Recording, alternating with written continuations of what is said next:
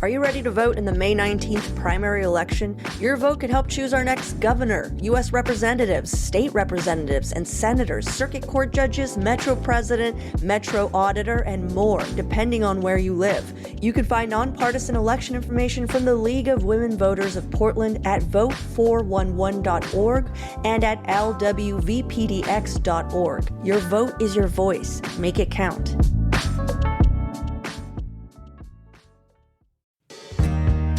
503 Day is almost upon us, so get ready for the second annual 503 Day Block Party brought to you by the Ankeny Alley Association, PBOT, and CityCast Portland. On Sunday, May 3rd in downtown Portland's Ankeny Alley, the alley right between Southwest Ankeny and Southwest 3rd, we've got local vendors and artisans, performances from Thomas Lauderdale of Pink Martini, karaoke from Hell, a silent disco party, and an all-ages variety hour of some of Portland's best cabaret artists, plus some surprise guests. It's all free and all ages, but we still have a beer garden for those 21 and over. The party starts at 1 p.m. and ends at 6:03 p.m. Last year at 5:03 p.m., we had City Council members read an official proclamation making 503 Day a totally real holiday. This year, the mayor will be there to officially kick off the brand new Pink Light District. So bring your costumes, your hula hoops, your bubble machines, your tall bikes, whatever. This is an all-day celebration of everything wild, weird, and wonderful about Portland, and it won't be any fun without you. So see you there.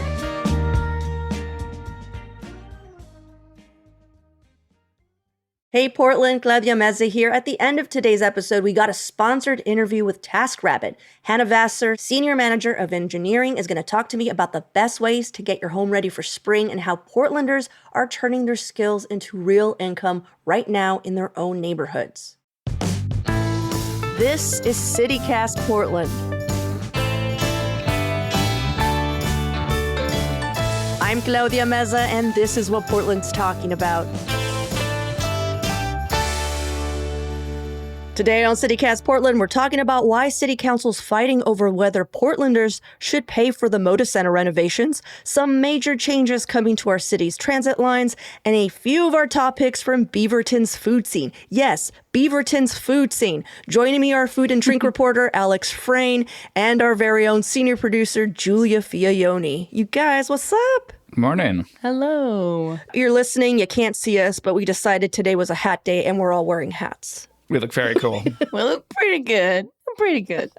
Oh my God. Before we jump into the news, I usually ask an opening question so any new listeners can get to know our guests a little better. And today, I'm curious who's someone in our city doing great work that deserves a little more shine right now. And I ask because I'm still pitching the hell out of our CityCast Portland Neighbors program. Mm-hmm. And on top of the cool member events you'll be invited to, like our first live taping and the ad-free listening and just making sure our city has a strong local journalism scene, one of the perks, and Oregonian City Hall reporter Shane Dixon Kavanaugh's favorite perk, I might add, is our neighborhood shoutouts. Shane gets so excited to hear them when he's on the show. Our members submit their favorite business or organization or even person that they think deserves a little extra shine, and they're sweet and positive and a good reminder of why this city rules. So back to my question, I'm curious, what would be your neighborhood shoutout? I have one that I'm super excited to say. So okay, just jump on in. This person is like near and dear to my heart. Their name's Gary. I don't know their last name, but they work at the Plaid Pantry on Sandy and 33rd Avenue. Hell yeah. And they are so special and really, really deserve some more love because I have to explain this in detail. Do you? Okay. So they're working a late night shift. I used to see them all the time when I lived in that neighborhood. And the thing that they do just to manage like the somewhat late night chaos of folks coming in to drop off bottles and just the hustle and bustle of Sandy is they would have an essential oils diffuser going by the checkout stand, just like pumping in lavender to really calm people down. Nice. And spa music playing. Like, what? Not even kidding you, spa music playing. Gary knows how to set a vibe. He's the most kindest Plaid Pantry worker I've ever met. He really is just like pure positivity. And I think about him all the time. So shout out to Gary. If you go to that Plaid, give him some extra love. Yeah, just a gem in our community. That sounds awesome. That's lovely. Yeah. Yeah, never met a bad Plaid Pantry worker. They're always just the best. What about you, Alex? Yeah. I wanted to shout out not a person particularly, but actually a local publication that I subscribe to. It is a neighborhood newsletter. I'm going to show you. I know our listeners can't see it, but it is called Southeast Taylor Street Cat News. And it is a monthly paper that rounds up all the news of the felines in my neighborhood. It is proudly made with no...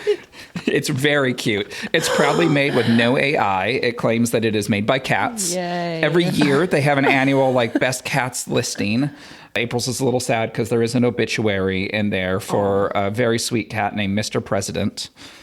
But also just some other lovely stories about the cats in the neighborhood and what they're getting up to. It brings a little joy to my life every month when I get it. I'm a subscriber, so I actually get it mailed to my house. Oh my God, it's just brought me joy. I also want to point out that Alex is wearing a cat hat, so... I'm leaning into the cliche of myself today. I think I answered last week's question with a cat-related answer as well, so I'm just really staying on brand. Well, you guys, I appreciate your answers. You can help us keep this metaphorical neighborhood shout-out of a podcast going by heading over to membership.citycast.fm. It's just $10 a month. That's less than a burrito, or $100 a year, if you want a little deal there. And right now, if you join, you also get a free gift, a felt wool Oxford Portland pennant to put wherever you like. There's a picture of it up at membership.citycast.fm. If you click on our pod icon, that's membership.citycast.fm. All right, on to the news of the week. I'm kicking things off today with some reporting by Evan Watson at KGW8. He found out that city council members are still divided over public funding for the Moda Center, and that there might be some secret negotiations happening, like NDA-involved negotiations. So, if you don't follow basketball or major local news, the Blazers were recently purchased by a billionaire. And there's a lot of anxiety right now that he's going to take the team out of the city because the Moda Center needs a lot of expensive renovations, and we cannot seem to figure out how we're going to pay for them. Here's where we are so far with funding.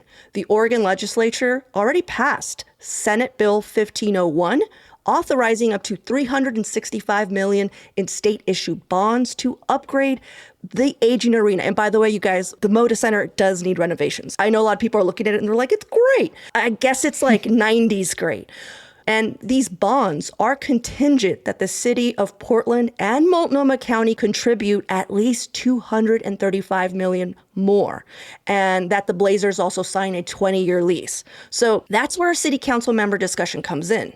Where are we getting that chunk of the money? Now, even if you hate sports or have extremely valid feelings about the public funding of a billionaire's investment, that basketball team brings in a lot of money, like a significant amount of jobs and more outside investment. And so on top of it just being a point of civic pride, it's also a part of what makes us an actual city, a professional basketball team. We don't have many other professional teams. So to add to all of those complicated feelings, the city of Portland actually now owns the Moda Center. So a little bit of our responsibility. In August 2024, the then Portland City Council approved a deal to take ownership of the Moda Center, with the city buying the arena for a single dollar. As part of a 5-year lease extension, the city also purchased some of the land under the building from the Trailblazers for about $7 million or so, ensuring that the city had full ownership of the arena and surrounding property while RIP City Management continues operations. That's who manages the Blazers. So, if the Blazers leave, the city's investment in that arena is also ruined. There's also a little bit of history there. The Seattle Supersonics left Seattle in 2008 primarily due to a failed long-running dispute over public funding for a new arena. So there is a precedent. All that being said, there was a lot of disagreement in our city council about using our very limited public funding to foot any part of the renovation bill. And now it's come out that only City Council President Jamie Dunphy and Vice President Olivia Clark signed a letter along with our mayor to the NBA pledging support with renovations. The rest of the council refused. And here are some reasons.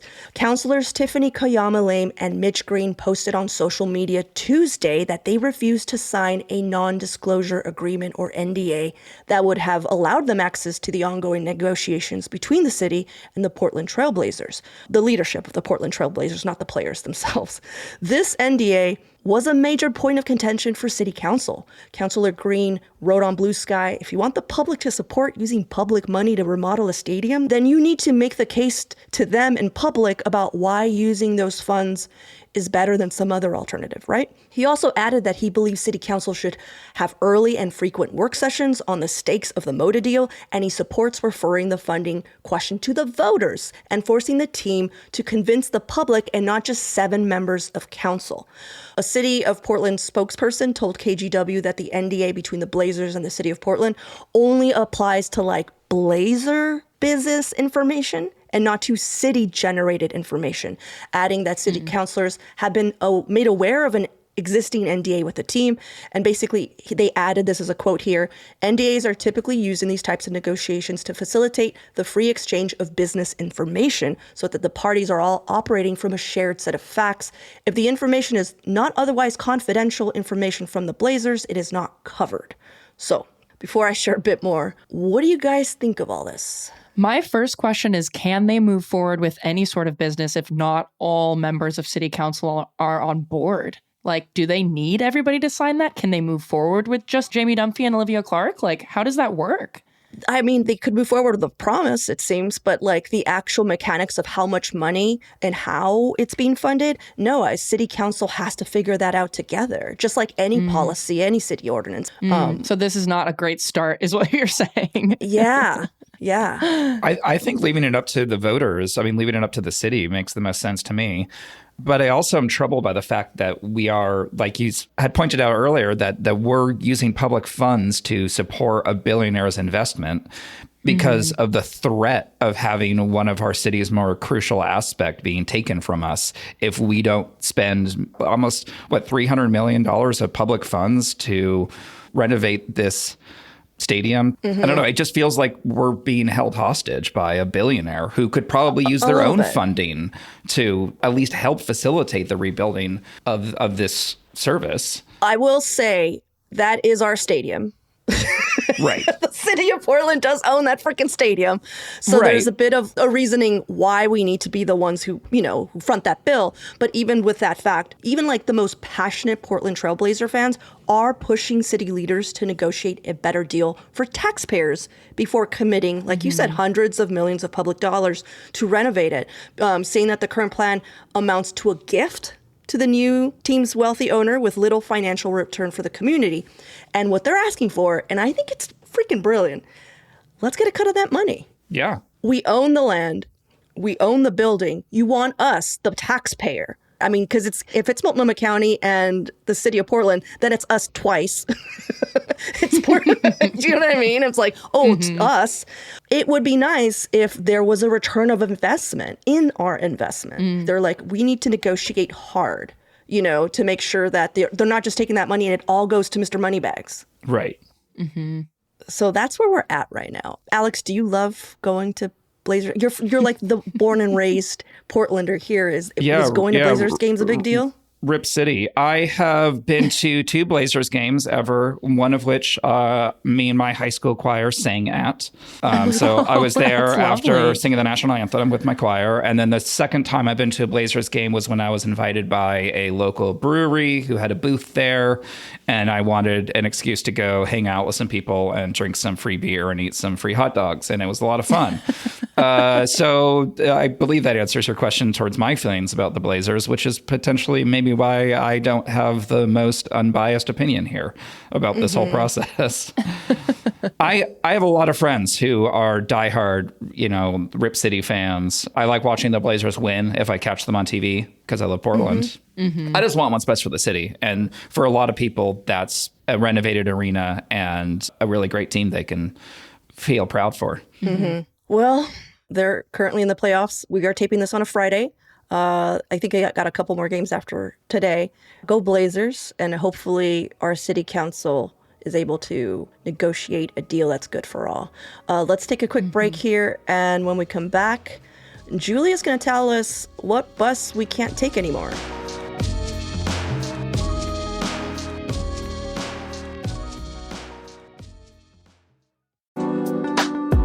Hey Portland, what if this weekend you recentered yourself? Just a few hours away is Central Oregon, where fresh mountain air, sun-drenched rivers, and starry night skies are the backdrop to lasting memories. And whether you're immersing yourself in a wellness retreat or chasing mountain views on the trail, Central Oregon is where you can go for that much-needed reset. So pack the car, grab your people, and go where the pace slows and the sky opens wide. Because you're not just getting away, you're finding your center. Plan your weekend getaway at visitcentraloregon.com. That's visitcentraloregon.com.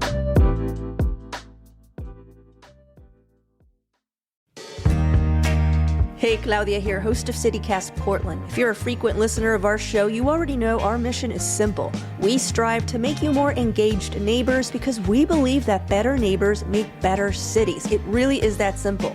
And every day we're bringing you the local stories and conversations that help you feel more connected to our city. So when you become a CityCast Portland neighbor, you're investing in that mission. Plus, CityCast Portland neighbors get great benefits like ad-free listening, a weekly email rounding up curated local event picks, invitations to member-only events, and so much more. Sign up today for only $10 a month or $100 a year at membership.citycast.fm. That's membership.citycast.fm. And if you sign up during our member drive, you will receive a thank you gift, which is super cute. Thank you for listening.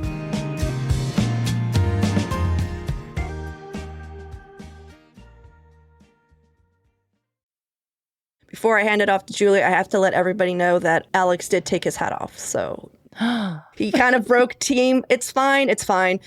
Team hat. It doesn't sound Yeah. fine. No, it's cool. We got two hats and one not. Okay. Don't worry about Ongoing it. series of Alex being attacked for coming on CityCast. Oh my God. Oh Anyhow, my God. Remember when we were talking about neighborhood shout outs? Our executive producer dug one up, and Julia's going to share it now. Yes, this one's near and dear to my heart. I know why producer John pulled this one out for me. So this one's from Karen K. They're talking about Dear Sandy on Sandy Boulevard, a warm and inclusive neighborhood joint with outlets, caffeine, real food, booze, and the friendliest baristas. I agree. Fun, queer-forward events at night, too. This spot is so very special. It used to be right down the street from where I lived. Kate, the owner, is absolutely amazing. These are the kinds of spots you get to shout out if you join our membership program. Or learn about it. You know what I mean? Yeah. It's great to learn about it, but it's like when someone shouts something out, you want to be like, oh, I have something too to say. It really gets you excited to talk about Portland. We want to include you in that conversation. So if you have a favorite nonprofit or business that also deserves this moment on the pod, just like Gary from Plaid Pantry, become a CityCast Portland neighbor today and submit that shout out. All you have to do is sign up at membership.citycast.fm. That's membership.citycast.fm/Portland if you want to go straight to our site. Get your chance to get one of those pennants and shout out your favorite spot in your neighborhood. Nice. Membership.citycast.fm. I know that you pumped up your shout out. I also just want to pump up Alex's so he doesn't cry, which is the cat. So he doesn't feel bullied? Yeah. The cat paper. The cat paper. Southeast Taylor cat paper. Yeah, because it was awesome. Southeast Taylor Street cat news. Sorry There about we that. go. All right. It inspires me. I want to do a shout out, but I'm going to wait till the very end. Julia, please bring us back to the news. Self-control. Okay, I got some news for you. This story comes from Austin de Dios at the Oregonian, and he's talking about how there may be some major changes coming to TriMet bus and Max Line services this summer, starting potentially in August, that will largely impact Portland's surrounding suburbs and commuters coming into the city. So the TriMet Board of Directors approved a proposal this week that aims to address a roughly $245 million budget gap by ending, altering, or reducing dozens of bus routes and shortening one Max Line. And this would save TriMet about $27 million a year. According to TriMet, this budget gap has grown because of, quote, rising costs, declining payroll tax revenue, and a ridership decline since the pandemic. And I want to focus just for a second on that declining payroll tax revenue because it is related to another ongoing transportation-related issue we've talked about many times on the show, the gas tax and the debate around Oregon's transportation taxes broadly. Essentially, there's been a lot of back and forth on this past year, and it's part of why TriMet's future financial security is so unclear. Basically, the way that Austin put it in his reporting is that scheduled increase to Oregon's transportation taxes, including those that help fund TriMet, is on hold after an effort to repeal the hike secured enough signatures to send the issue to the ballot next month. So depending on what happens with this vote and everything that comes after it will have huge impacts on TriMet because according to some reporting by Taylor Griggs at Portland Mercury, Taylor, quote, nearly half of TriMet's 2026 $1.96 billion budget was supported by this payroll tax revenue, which the bulk of it comes from a tax of roughly 0.8% imposed on people who work within TriMet's district boundaries and is tied to this upcoming May vote on Oregon's transportation taxes. So there's a lot on the line right now, and it makes it very unclear for TriMet to know what money they have to fill these budget gaps. So they're basically scrambling right now to make these cuts to try to account for it so they don't get caught flat-footed. But anyway, TriMet's proposal for these cuts was approved by the board 5-1. The one lone vote was from JT Flowers, who wanted a more comprehensive plan before moving things forward, but they're going to be voting on this plan for sure in May. Before I get into what those cuts are, how are you guys feeling about the state of TriMet right now? I feel like there are so many moving pieces. I want to know your initial thoughts. My initial thought is that public transit is one of the most crucial pieces of infrastructure for any community, that so many people, especially people who are more vulnerable, people who are low income, people who don't live within the city center, they rely on that so much. And every single time you lose a piece of critical infrastructure like that, and specifically when you lose bus lines, when you lose rail, you increase traffic, which increases damage to roads, which increases costs to maintain roads. It creates more pollution. Preach, Alex, preach. I struggle to think of an aspect of the city that I have more like emphatic feelings for than public transit. And part of that is because my dad worked for TriMet for 30 years. I was raised on the bus. I didn't learn how to drive until I was in my 30s because I relied solely on public transportation and biking. And it's like I said, I mean, it is so crucial to everyday life for literally hundreds of thousands of Americans, of, thousands of Portlanders. And again, these are people who are more likely than others to be vulnerable, to be economically stressed, especially right now. And especially with gas prices, being affected like they are right now, it's even more crucial. So to lose, I think it's 10% of services is what they're looking at.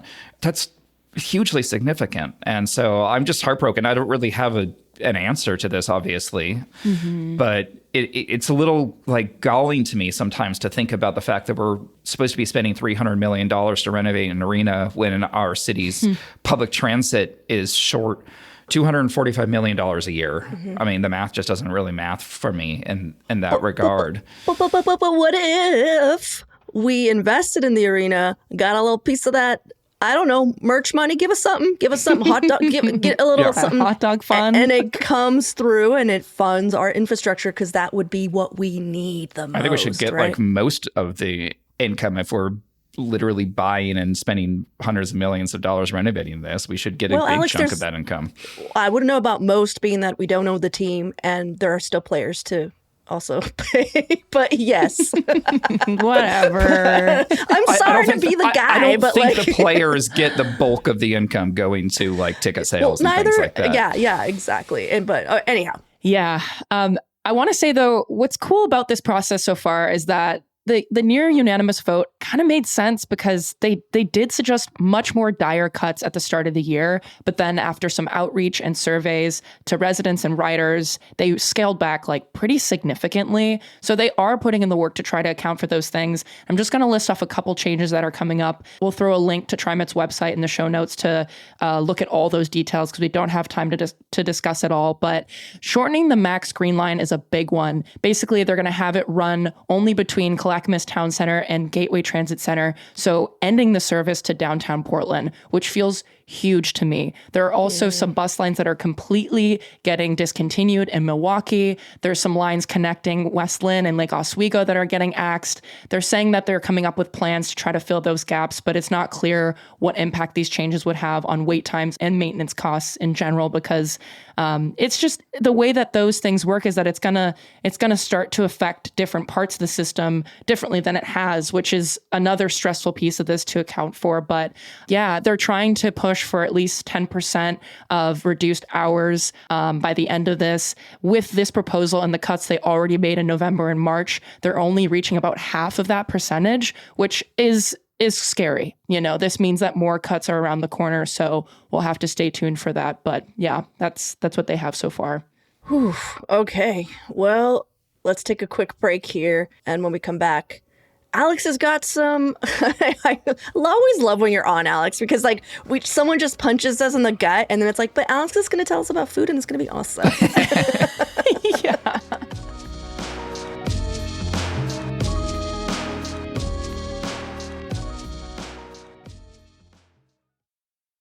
Okay, Alex, I think a lot of people don't think of Beaverton as a food destination, but I know most of us here know that's wrong. That's a terrible assumption. Can you give us a few more pointers on where to go? Absolutely. And first of all, I want to say that the Max Blue and Red Line goes across town and goes straight into the heart of Beaverton and is a really fantastic alternative to sitting in traffic on the highway all the way out there. Yes. Hell yeah. So I think for a long time, Beaverton was at least known for its hot pot and Korean restaurant scene, and that hasn't changed. That's still really not the main draw, but one of the things that Beaverton just does better than Portland is a lot of hot pot restaurants and a lot of really great Korean and other East Asian restaurants out there. And that's always been the case. But in the last decade, I think Beaverton has really stepped up its game for restaurants and bars. And I just wanted to shout out, a couple of favorites. One of them is actually a Korean restaurant that's a little bit newer, and that's First Street Pocha. And that's in this kind of developing downtown area of Beaverton. And it's got what I think is the best fried chicken in the world, which is Korean fried chicken, right? Like gochujang chicken and the kind of sweet garlic soy. I just don't think you can find a better style of fried chicken anywhere on the globe. That amalgamation of kind of American style fried chicken, but it's usually made with cornstarch or potato flour. So it has this really, really craggly crust. And then these, incredible sauces, like I said, the gochujang sauce or the kind of sweeter soy ginger sauce. And you have that with some soju and some spinach salad. And it's always a party. And First Street Pocha does that really well. It's always kind of banging out there. It's great. And then another one of my favorites, we had talked about Italian food on the pod, I think a couple of weeks ago. I can't remember exactly when. And there were some strong opinions being thrown out there about the state of Italian food in Portland, especially compared to the East Coast. And so I wanted to shout out one of my favorites, which was Don's Favorite Foods. So that's from Don Salamone. Oh, yeah. And I believe it's Salamone or Salamone. I'm not sure. I apologize if I'm mispronouncing that. So he is a longtime chef in Portland. He has a Michelin background. He's from New York. He's Italian-American chef coming from New York City. He was famous for Burger Stevens. And then he was going to open a larger Burger Stevens until the pandemic hit. And then he kind of restructured his whole restaurant vibe. And so now he and his wife and business partner, Kate Laurent, who's also a longtime industry vet, have this tiny little restaurant in Beaverton that is Don's Favorite Foods. And it's an Italian-American menu. It's a monthly set menu. There's a vegetarian and a meat version every month. There's not alternatives or anything, except they're super friendly, so you could probably ask. But it's not it's a prefix menu. And it always draws from Don's childhood or restaurants that he ate at in New York or New Jersey. But it also draws from other inspirations, and each menu comes with a lovely description of it. Don himself is usually dropping off your food at the table. It's a tiny restaurant. I can't remember how many seats it is, but I think it's fewer than 20 people can really fit in there. And it's got the classic checkerboard flooring. It's incredibly charming. It's a really lovely experience. And I would challenge anyone who doesn't think that Portland has good Italian American food to try that one before they make their final decision on that. I gotta say, their interior is gorgeous. It's wood paneling. Yeah, wood paneled walls and the white and black checkered floors. We've talked about Don's before, but over a year ago, I was concerned, Alex, that it wasn't around anymore. So this is so good to hear. And the Max drops you off right outside of Don's. Basically, you just have to walk a couple blocks. Really? So that way you can have a whole bunch of Italian wine, some martinis, some pasta. Perfect plan. That's perfect. Take the Max all the way home and then, get a lift or whatever from downtown Portland or take the bus home. And then the last place I wanted to shout out is called Himalayan Dumplings by Kiki, and that's Kyi. So that is a Tibetan momos restaurant. Kiki, started off by, I think she used to work in the tech industry, and then she taught herself how to make Himalayan dumplings, momos, which are these like chubby little, beautiful little steamed dumplings. And she hand rolled 500,000 dumplings over the course of like 5 or 10 years while she was teaching herself and while she was selling them. You know, she's kind of a classic Portland success story in that she started selling her product at farmers markets, which she still does. And it's a little easier sometimes to find her frozen dumplings at farmers markets because Himalayan Dumplings by Kiki, which is in kind of like a strip mall outside of the main Beaverton downtown area, it's only open, I believe, Thursday, Friday, Saturday. And the menu's a little more expansive there. You can get like noodles and other things. It's a really cheery yellow restaurant, very bright and cheerful. And there's not a lot of other places in Portland you can find momos. There are a few, but there are not many. Cool. And hers are, I almost always have a bag of her frozen momos in my freezer. Yeah, love them. I don't know if anybody else watched Avatar: The Last Airbender, was like an Avatar: The Last Airbender fan, but the connection that Momo is a cute little dumpling and that, you know, Aang's little guy, little like flying monkey is named Momo. Little flying monkey. He's a monkey bat or something like that. Because they're all hybrid animals, or most of them are like hybrid animals. I don't know. Just I remember like being like, oh, I get it because he's from Tibet. I am literally just now putting that together, and I have watched that show like 3 times. I know. I knew, Alex, I had a feeling. You are just now making me realize that. And I can tell because we all have superior tastes. So, of course, we're Avatar: The Last Airbender, of course. Duh. Exactly. A big Avatar fan. And of course, we were talking about the seminal M. Night Shyamalan movie. No, we're not. And also, it was not M. That's even the wrong director. I think it's like Cameron. I was like, what? Wait, who was it? It's Cameron. No. M. Night Shyamalan directed the live-action Avatar: The Last Airbender movie. You're talking about the movie, not the... because we're not Avatar. Okay, we gotta go. It is a travesty. It is horrible. We gotta get out of here. No, we gotta get out of here. But I 100% agree with you, Alex. That movie was absolute shit. Okay. That being said... It's the worst adaptation of all time. It just is. I just want to quickly thank all of the new members who've joined since we started pitching. Chris S., Cooper H., Brian H., Thomas M., Joan O., Stacy G., and Sarah D. I know there's a few more of you. We'll get to you. Thank you so much. Again, a cool part about joining is having a neighborhood shout out. I wanted to quickly do my shout out because I've been waiting patiently this whole time. In the summer in St. John's, I don't know if you know, but that's where I live.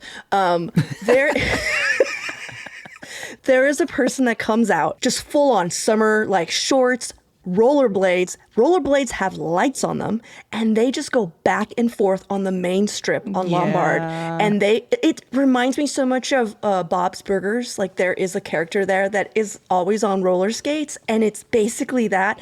But this person just goes back and forth like the whole day, blasting music that they provide. And it is like one of those things that brings me so much joy that like if I think about it, I cry a little. Like I'm just like, I love them so much. And it's like how I know that it's summer in Portland. I'm just like, they're out, we're out, you know? Like, let's do this. And the fact that all of the cars that go through, because it's a little district, slow down and they're like, yeah, we know what's happening. And it's just awesome. And it makes me so happy to live here. It's so special. I know who you're talking about, Claudia. You've seen them, right? Such a cool person. I think I do too, actually. That's the funny thing. And I'm way far away from St. John's. They're amazing. Okay. You can also join and also come to St. John's. You can meet them. They're awesome. You can join the CityCast Portland Neighbor Program for just $10 a month or $100 a year at membership.citycast.fm. Thank you so much, you guys, for sharing your neighborhood shout outs with me. And thanks so much for going through some of the news. Appreciate it. Thanks, Claudia. Alex. Sorry, thank you. I'm Oh my God. It's because you're not wearing a hat. My brain isn't working this morning. I'm really sorry. This is the unison it provides. Hey, don't go anywhere. Coming up, we have a sponsored segment from TaskRabbit. I'm chatting with Hannah Vassar, Senior Manager of Engineering, to talk about how the platform is making life easier for Portlanders and also creating real earning opportunities for local workers. Hey, Claudia here with Hannah Vassar, Senior Manager of Engineering at TaskRabbit. Hannah, welcome to CityCast Portland. How's it going? Hi, thank you so much for having me. I'm super happy to be here. Nice. Well, TaskRabbit, I'm familiar with it. You can find and pay a neighbor to come help out with a household task, or you could sign up to be that handy neighbor. I'm curious, what are the most popular tasks people are getting hired to complete in Portland? I would say probably furniture assembly and TV mounting. Those are probably our biggest, especially with so many people moving into new spaces lately. But we also handle cleaning, moving help, general home repairs. The goal is really just focused towards ease and quality. You browse local profiles, you see the real reviews from other Portlanders, and you pick up a person that fits your budget and your schedule. Gotcha. So TaskRabbit has been in Portland for a while now. And Hannah, you're originally from Portland. How have you seen the platform grow in our town? It's been incredible, honestly. I wish that it was available when I was in college. We've actually helped Portlanders complete more than 64,000 tasks in the last few years. We grew from that simple idea 16 years ago when our founder just needed dog food on a snowy night. And now we're the #1 platform for home services. So lately, there's been a lot of debate in town about whether rideshare drivers are making a fair wage. You might have heard our city is actually looking into an ordinance that increases their share of the payment received. So how does TaskRabbit work with their contractors, or what you call them, taskers? Supporting taskers is a huge part of our mission.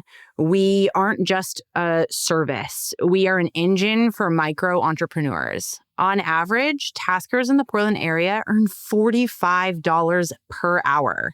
It's a fantastic way to build a business or make some of that extra money on the side. Taskers are their own bosses. They set their own rates, schedules, and work areas. And most importantly, they take home 100% of their hourly rate and 100% of their tips. Gotcha. So if someone is looking to sign up as a tasker today, like what should they know going in?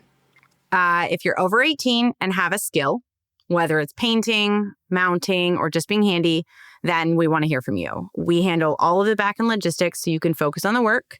We also take safety seriously. So every tasker goes through a multi-step vetting process, including identity verification and background checks.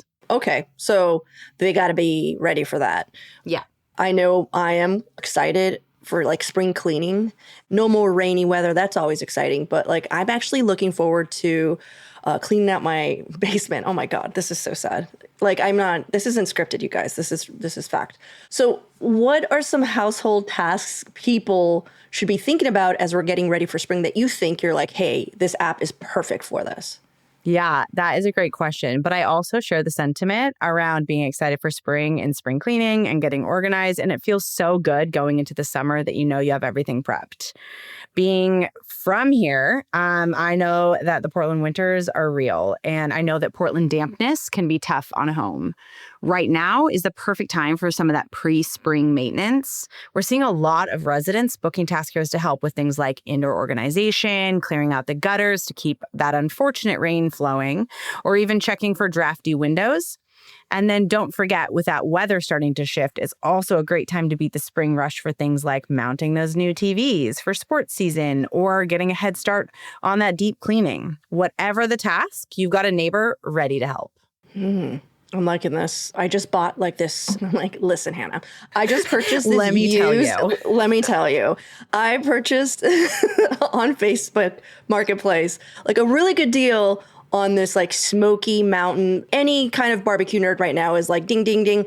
But it was like all of the hardware was rusted through and I have no idea how to take it out. And I've like tried my best. I'm like, somebody out there must know. Could I just like, go on the app and just like, is that something I'm able to like throw out there? Guaranteed. Yes, guaranteed. Guaranteed there's a tasker for that. Hell yeah. All right. Well, Hannah, thank you so much for being here. If you're in Portland and need a hand around the house or you want to start earning as a tasker, head over to taskrabbit.com. We'll have that link in our show notes. Again, that's taskrabbit.com. Thank you so much for listening. And Hannah, thanks for coming on and telling us a little bit more about the app. Absolutely. And thank you so much for having me. That's all for today here on CityCast Portland. Thank you so much for listening. If you enjoyed the show, why not tell a friend, rate it, leave us an amazing review, and don't forget you can support the show and get great perks by becoming a CityCast Portland neighbor. Just visit membership.citycast.fm. We'll be back tomorrow morning with more from around the city. Until then, see you at Slim's or Sandy's. Yay. If you're Julia Sandy's. Or Plaid Pantry Or Plaid Pantry, yeah. for the spa.